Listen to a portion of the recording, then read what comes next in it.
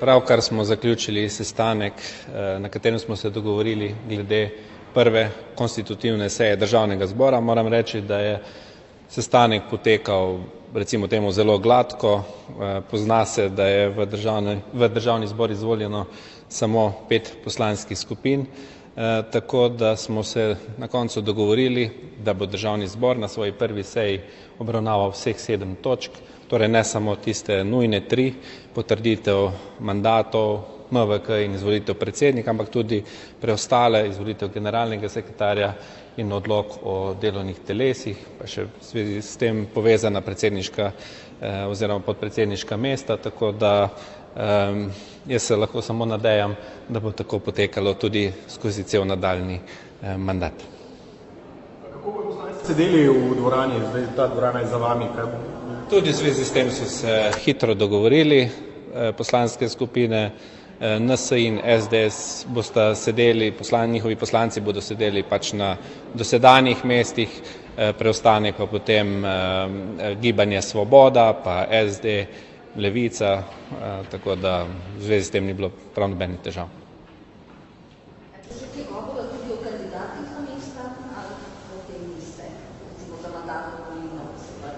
Za generalnega sekretarja je kandidat Robert Pavšič, preostala imena bodo pa začasni vodje poslanskih skupin sporočili do srede, do 12. ure. Odhajajoči predsednik Državnega zbora, a se vam to zdi nenavadno, da poslanec prevzema funkcijo kandidata za funkcijo šefa oziroma generalnega sekretarja Državnega zbora? No, ta funkcija je specifična, namreč generalni sekretar mora paziti na interese vseh poslanskih skupin, tako opozicije kot koalicije. Doslej je pač veljalo neko, recimo temu, nepisano pravilo, da naj bi bili čim manj politično izpostavljeni, ampak na koncu je to vedno odločitev večine in na koncu se vedno presoja delo vsakega generalnega sekretarja. Gospod Zdravšič, lahko še vaša nadaljna pot, v ponedeljek smo vas pravzaprav že to spraševali, kaj zdaj še 2 volitve letos do konca leta, vas bomo videli na lokalnih volitvah, morda predsedniških, boste zaprosili tudi za nadomestilo, ki pripada poslancem? O vsem boste pravočasno obveščeni. O vsem. Ste mogoče te povabljeni vladajoče vrste? Tudi to boste izvedeli. Hvala lepa. Lep pozdrav tudi z naše strani. Zelo na kratko, sestanek kolegij je bil zelo uspešen, hiter, bili smo usklajeni praktično vsem in to je eden od najboljših dokazov, da bodoča koalicija se zna dogovarjati hitro in učinkovito in verjamem, da bomo to prenesli tudi v najprej postavitev in potem tudi delo in parlamenta in potem tudi vlade. Praktično smo se danes dogovorili vse, kar se da dogovoriti za prvo ustanovno sejo, tako da bomo imeli v petek ne samo minimalno točke, ne samo imenovanje predsednice in podpredsednice, ampak imenovanje tudi stalnega odbora, imenovanje odbora za evropske zadeve in pa zunanje zadeve, hkrati pa tudi generalnega sekretarja. Tudi že pomeni, da ste dogovorjeni okoli kandidatov. Dozdajšnji predsednik je povedal, da do srede je sicer uradni rok, ko morate to sporočiti. Drži. Do srede do 12. moram sporočiti imena in to bomo tudi naredili v tem roku. Predsednica Državnega zbora bo gospa Urška Klakočar Zupančič, predsednica, jaz si zelo želim, da bomo imeli predsednico in tudi podpredsednico, ampak ime bo dokončno potrjeno do srede, zaenkrat je ona naša glavna kandidatka, da. Kdo pa je kandidatka za podpredsednico? Oziroma, to sta 2 podpredsednici? Ta je pa pripada v tem primeru koalicijski SD, tako da bojo oni o tem govorili, če bo želeli, če so tako dogovorjeni. Ali eno podpredsedniško mesto pripada tudi koalicijski Levici, ker v bistvu ima... Da, vendar danes seveda, ampak danes je bil dogovor samo za eno podpredsednico, da imenujemo v petek, medtem ko za ostala mesta imata pravico tako Levica kot tudi opozicija, da predlagata do srede. In se boste mogoče tako odločili, ali pa tudi ne. Gospod Golob, kaj novega pri sestavljanju ministrske ekipe, ko imamo priložnost, seveda moramo vprašati? V sredo. Vsaj število ministrstev recimo bi lahko? V sredo. A se danes res dobite še začeti? Seveda, mi se dobivamo vsak dan. Tudi včeraj so se dobili in v soboto in ves čas smo na liniji. Predsedniki danes so se dobili danes. Fizično se pa danes dobimo skupaj tudi, da. Sicer smo pa ves čas na liniji, ker želimo biti učinkoviti in operativni. Z vrst Socialnih demokratov boste vi tudi stalni vodja poslanske skupine? Poglejte, poslanski skupini Socialnih demokratov po poslovniku pripada mesto podpredsednika ali podpredsednice in mi bomo dali podpredsednico v sredo oziroma v petek, ko bojo potrjeni mandati, se bojo vlagale vse te funkcije. Tako da da. Je pa v poslanski skupini že dorečena kandidatka? Vseh nimamo veliko, samo 2 imamo, tako da smo se zmenili brez problema. Gospod Han, a ste kdo? Interesirana za mesto podpredsednika, podpredsednice? Se bomo še pogovorili v naslednjih dneh, pa sporočili. Kdo bo pa vaš vodja poslanske skupine? Tudi to je še ena stvar. Sem jaz končal, ne? Ne še. V vseh kadrovskih potezah se bomo v Levici še pogovorili in sporočili v naslednjih dneh. No, zadnje smo še včeraj izvedeli, da se bo 6 imen v klopeh državnega zbora v resnici zamenjalo, tako da dajmo ne prehitevati. Hvala.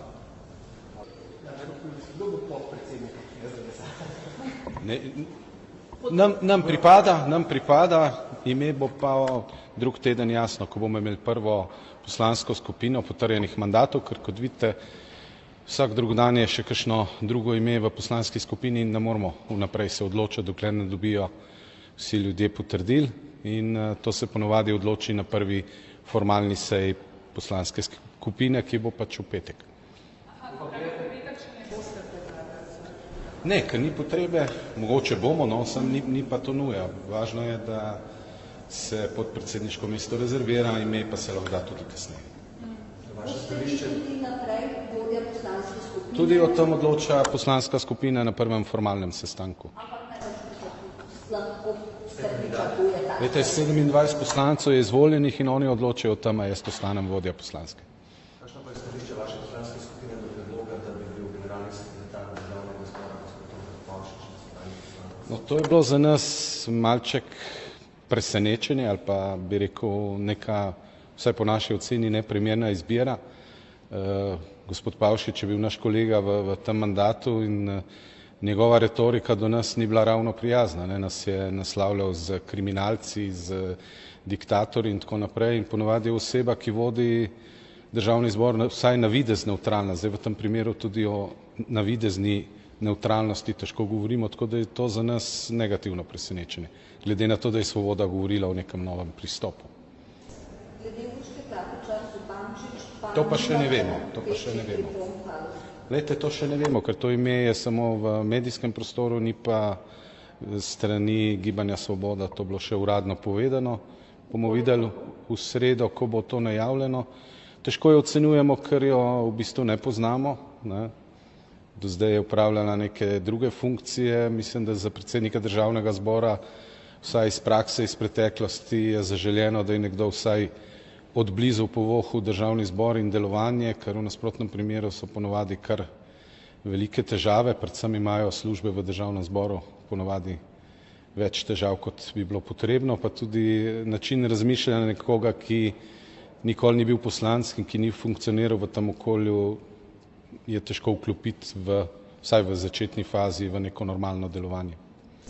Gospod Klakočar, vsaj gospod Vinko Gorenak, kar dobro pozna. Ja, to morate pa njega vprašati, jaz to ne poznam. Vinko pa ni več poslanec. No, glede podpore, verjetno, ali se boste o tem sploh odločali? Glejte, saj oni ne rabijo naše podpore, tako da ta vprašanja so čisti relevantna. Kakšna opozicija boste? Taka kot zmeri, saj mi smo navajeni v opoziciji, bili smo večkrat, tako da mi bomo vedno korektna opozicija. Bolje vprašanje, kako bo pozicija funkcionirala, ne? Ker zdaj imamo veliko novih obrazov, kako bojo funkcioniralo, od tega bo odvisno tudi naše delovanje. Hvala.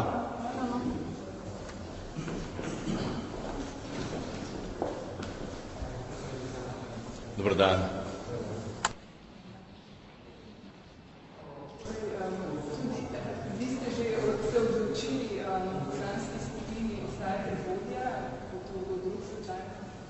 Zaenkrat sem imenovan za začasnega vodjo, v četrtek pa sem že sklical prvo sejo nove sestave poslanske skupine Nove Slovenije – krščanskih demokratov.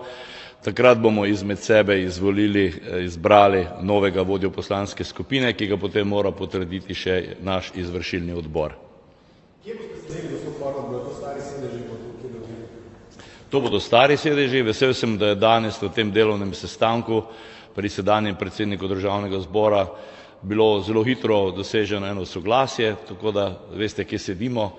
Eno mesto bomo več zasedli, ker smo dosegli bistveno boljši rezultat kot pred 4 leti. Vesel sem, da smo prišli na stopničke in me gotovo tudi nameravate vprašati, kakšna opozicija bomo. Mi bomo res konstruktivna opozicija, trudili se bomo vzdrževati visok kulturni nivo parlamentarne razprave. Zakaj? Zato, ker je to nam lastno in še zato, ker so volivci na teh volitvah zelo jasno povedali, da radikalcev ne marajo, zato so jih tudi izločili. Zato so izpadle najbolj radikalne stranke, nekatere pa so se razpolovile. Tiste, ki so izpadle. Eden od članov te stranke je kandidat za generalnega sekretarja državnega zbora. Ja, drži. Ne spomnim se, da bi kandidat za generalnega sekretarja državnega zbora bil nekdo s tako izrazito političnim profilom. Gre namreč po našem razumevanju za direktorja te hiše. In tu bi moral biti res človek, ki ga odlikujejo neke organizacijske strokovne karakteristike. Pričakovali smo tudi nekoliko boljšo izobrazbo, ampak večina ga bo najbrž potrdila. Zdaj, tako SDS kot vi pravite, da boste dobra opozicija, konstruktivna opozicija. V čem se boste razlikovali? Ne vem, mi imamo svojo linijo, ki jo poznate. Na tej liniji bomo vztrajali in poskušali biti tudi vsak dan boljši. Bomo izjemno delavni, bomo vlagali veliko zakonov, ker se to preprosto na konci oziroma na dolgi rok tudi izplača za ljudi, za državo. Saj smo videli v zadnjih 2 letih, da so opozicijske stranke prinesle v državni zbor kar nekaj naših predlogov, ki smo jih potem seveda normalno tudi mi v koaliciji sprejeli.